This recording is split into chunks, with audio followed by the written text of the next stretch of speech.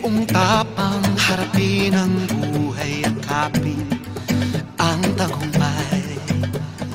Tulungan ang kapwa at bigyang halaga, huwag hatakin ng pababa. Isipin huwag sana ang sarili lang, pakisama't bayanihan. Subukan nating isulong at ligawan ang magandang bukas. Ikaw at ako magkasama tayo, salubungin ang kinabukasan.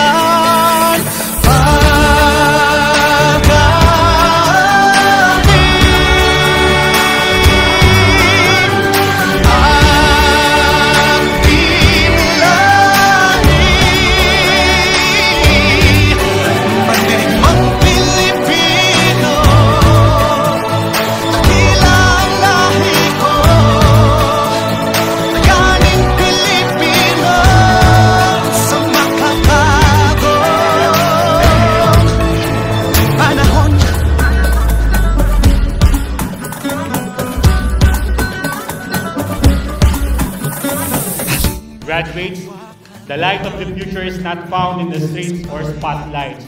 It shines from within you. The choices you make, the values you hold, the love you give. This is your story now. This is your bagong Pilipinas. And this is your moment to build it together. Huwag palaging kalilimutan, magpasalamat at tumawag sa ating Panginoon. So sa inyong lahat, mabuhay kayong lahat. Congratulations, graduates.